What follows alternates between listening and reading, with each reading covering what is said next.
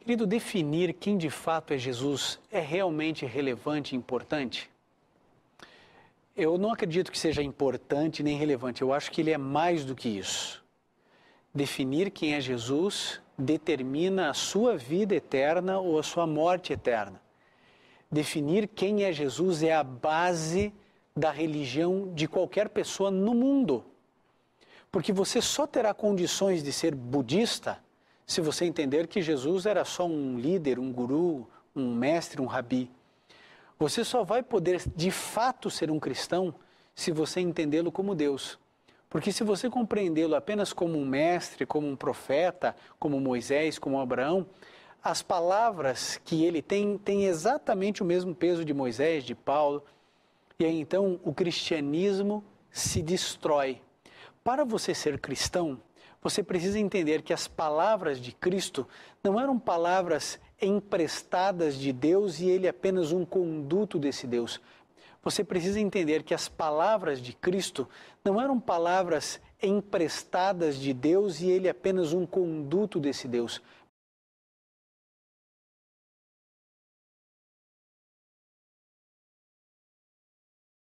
Mas o próprio Deus andando entre nós, Emanuel, Deus conosco.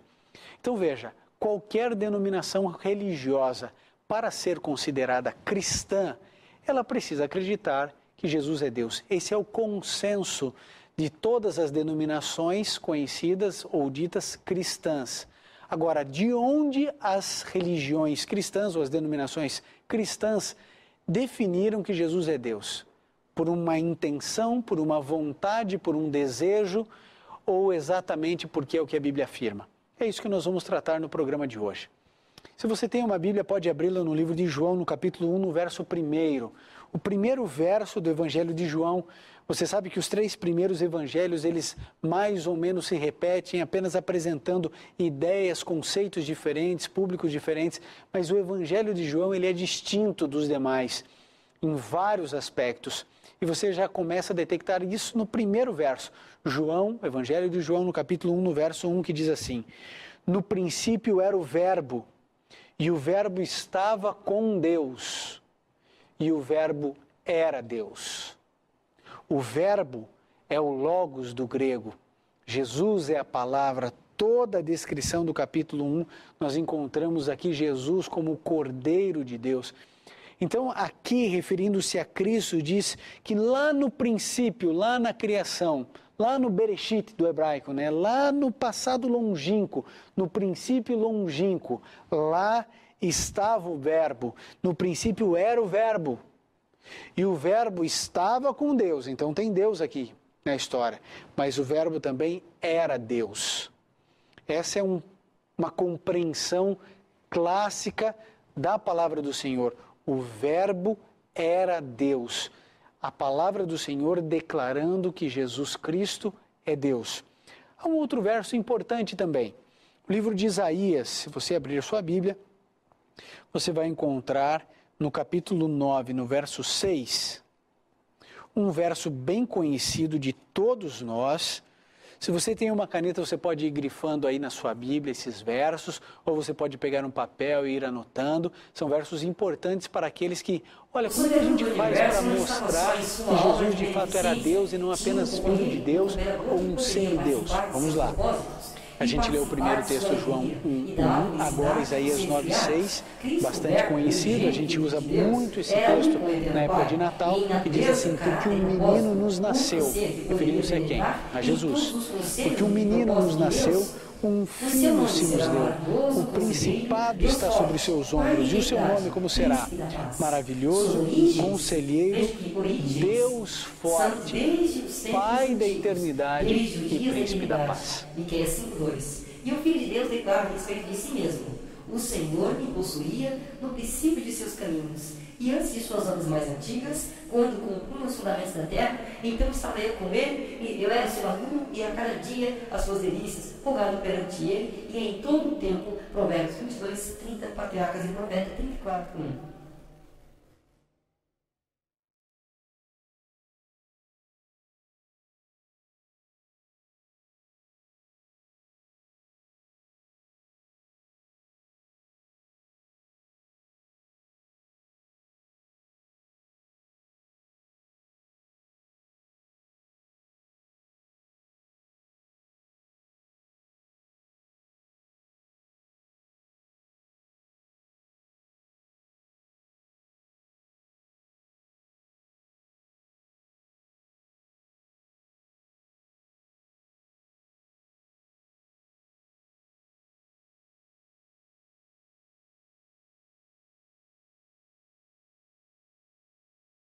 Você percebeu aqui há duas expressões que deixam claro quem é Jesus.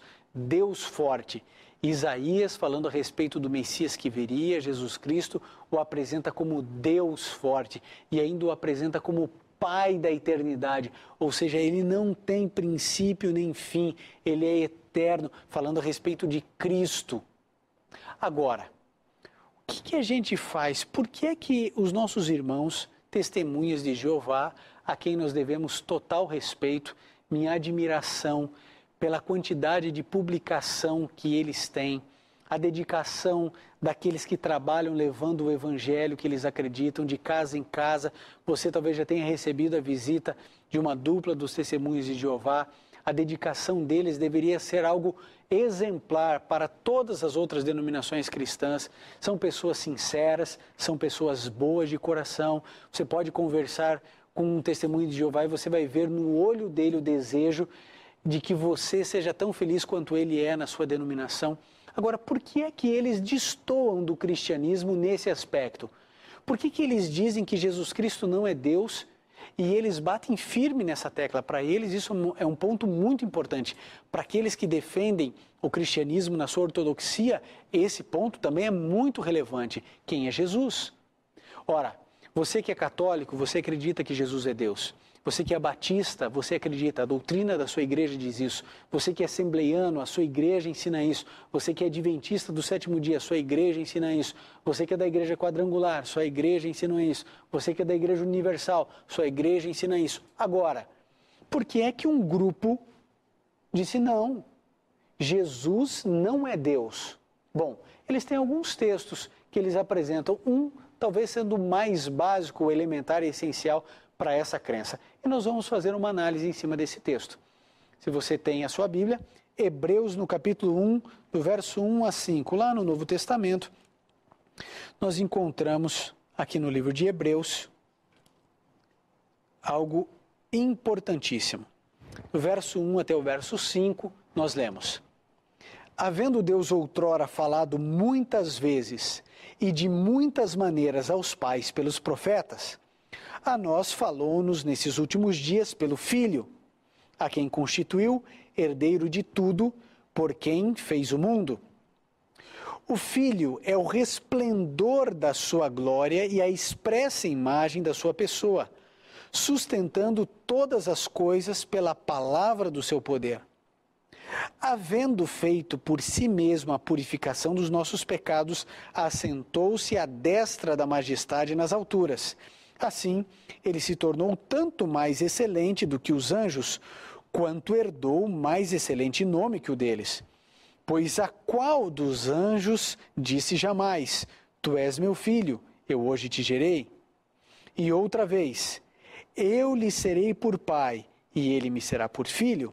Vejam, então aqui há alguns textos. Aqui eles dizem assim: olha, está vendo? Ele é o filho, é o resplendor da glória expressa do pai. Olha, eles dizem, está vendo? Ele é filho. Quantas vezes ele já se expressou: olha, o filho do homem, olha o meu pai. Logo, se ele é filho, ele foi gerado. E a evidência clara disso é o verso 5, quando diz: Tu és meu filho, eu hoje te gerei. Aí eles dizem, está vendo? Jesus foi gerado. Existe um argumento bem básico que diz assim: olha, se eu usar essa lógica, Jesus é filho, Deus é pai, então tem que ter uma mãe? Ou não? Foi um outro tipo em algum momento Deus gerou de outra maneira? Tudo bem, esse é o argumento que eles usam. Mas vamos usar um outro argumento então. Se eu levo pela literalidade de que Jesus é filho de Deus, eu fico pensando, o que eu faço com os textos, por exemplo, onde diz que Jesus é o cordeiro que tira o pecado do mundo? Ele é chamado de cordeiro, mas ele não é um cordeiro literal. Quando dizem que ele é o leão da tribo de Judá, ele não é um leão, mas esse é um nome aplicado a ele. Você percebe que às vezes você pode chamar alguém, não necessariamente ele ser aquilo que você está chamando. Por exemplo, ele se declarou: eu sou a água da vida, e ele não era água, como eu e você precisamos para nos mantermos hidratados. Ele disse que ele era a luz do mundo e não existiam raios saindo. Você entende o que eu quero dizer? Eu não posso usar a expressão didática apresentada para o nosso mundo de que Jesus é filho simplesmente por essa expressão. Agora, as pessoas que acreditam na doutrina dos testemunhos de Jeová dizem, mas o que você faz com essa declaração? Tu és meu filho, eu hoje te gerei. Bom, então houve um momento onde ele não existia e passou a existir. Por isso ele foi gerado de alguma outra maneira. Bom, vamos ver o que a Bíblia ensina sobre isso. Será que esse é o único texto dizendo a respeito de Jesus, eu hoje te gerei? Bom, abra sua Bíblia no livro de Atos, no capítulo 13.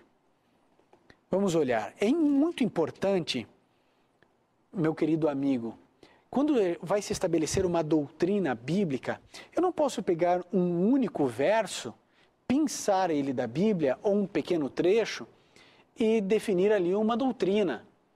Porque existe uma compreensão de todos aqueles que entendem minimamente de hermenêutica, que é a arte da interpretação de textos, sobretudo o bíblico, de que a Bíblia ela é composta ou ela foi formada de tal maneira que você busca sobre o mesmo tema, um pedaço da verdade em um livro, um pedaço da verdade aqui, e você vai pensando, então você forma uma doutrina sobre aquele assunto. Por isso é muito importante nós nunca formarmos uma doutrina a respeito de alguns únicos versos. Por isso é muito importante nós nunca formarmos uma doutrina a respeito de alguns únicos versos. Atos, no capítulo 13, do verso 32 ao 34.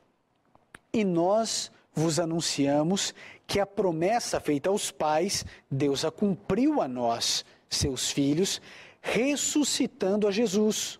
Como também está escrito no Salmo 2, tu és meu filho, eu hoje te gerei. Agora, como que é isso? Verso 34, e que o ressuscitaria dos mortos para nunca mais tornar a corrupção.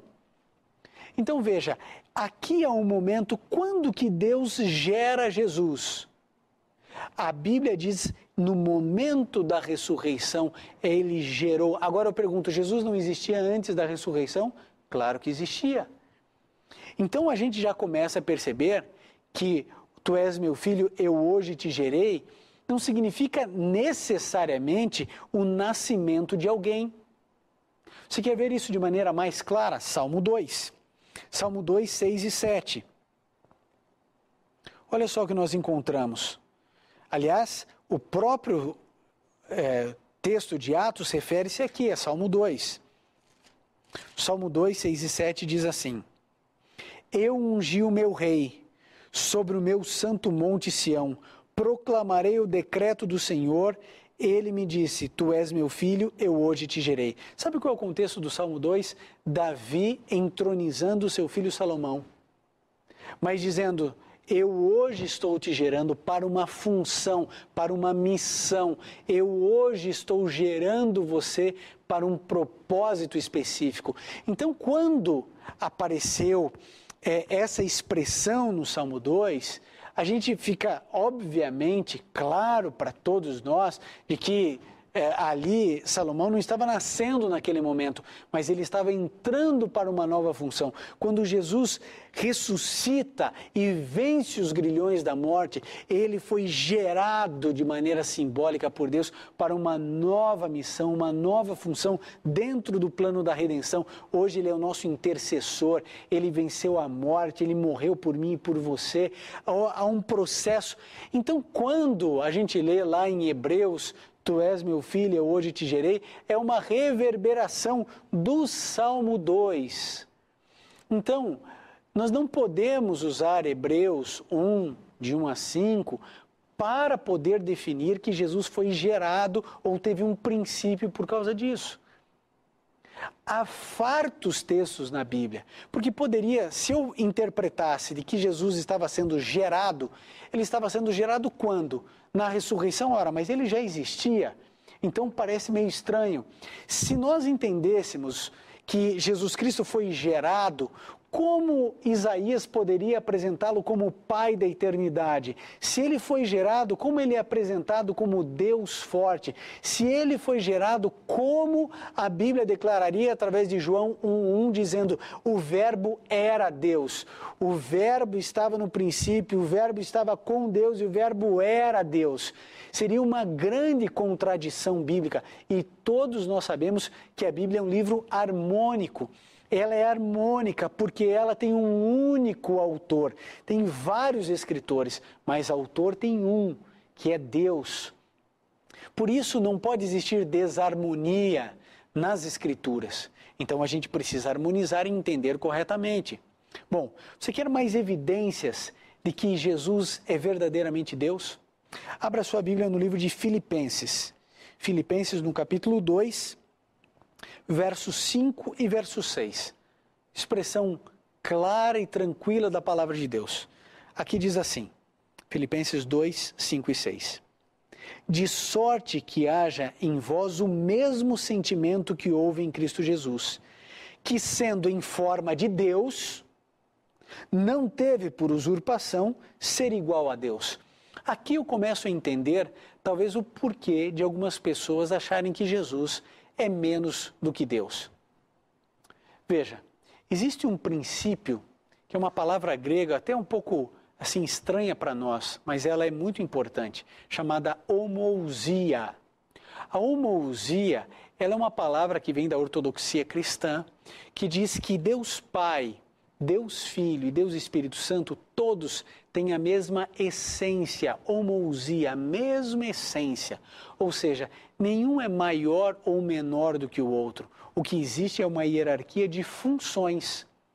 Mas todos têm o mesmo status, Deus, onipresente, onisciente, o mesmo status de imortal, de eterno, os três possuem. 3 em 1 e 1 em 3. É o conceito trinitariano da palavra de Deus, que inclui Jesus. Só que muitas pessoas, quando observam Jesus, por ele se permitir ser humilhado, por ele ser tão humilde, por ele ter vindo pobre, por ele ter sido aquele que escolhido para morrer, se sacrificar, ser humilhado de tantas maneiras, alguns pensam assim, não, ele deve ser menorzinho mesmo. Ele deve de alguma maneira não ser tão glorioso quanto Deus. Aquilo que Jesus Cristo disse, eu e o Pai somos um. Como que eu posso ser um com o Pai se eu sou menor e inferior ao meu Pai? Você entende o que eu quero dizer? Faz sentido para você? Quando a Bíblia diz aqui em Filipenses, olha, sejam como Jesus, que sendo Deus, não teve por usurpação ser igual a Deus. Talvez por essa humildade absurda de Cristo, muitas pessoas confundam e imaginem que Jesus é um semideus, ou um Deus um pouquinho inferior, ou mesmo gerado, ou mesmo um filho de Deus. Agora, você que é cristão, você tem como base o fato de que Jesus é Deus. Ficou claro isso para você? Entende por que é que dentro do cristianismo, quando a gente estuda a questão da teologia, as testemunhas de Jeová são colocadas como seita? Não é porque há uma tentativa de diminuí-los ou qualquer coisa assim. É porque a postura doutrinária deles acaba sendo tão diferente da base do cristianismo, que é a definição de que Jesus Cristo é Deus, que você não tem como classificá-los como cristãos. Você entende? Eles entendem Jesus como um profeta, um filho de Deus, alguém assim muito especial, logicamente acima de Moisés, acima de Abraão, mas eles não compreendem da mesma maneira que eu e você compreendemos Jesus como sendo Deus. Por isso eu preciso mencionar algumas coisas importantes daqui a pouco para você que é testemunha de Jeová. Vamos para mais alguns textos importantes. 1 João 5,20. Lá no finalzinho da Bíblia, em 1 João 5,20, nós lemos uma declaração clara de João aqui. 1 João 5, verso 20.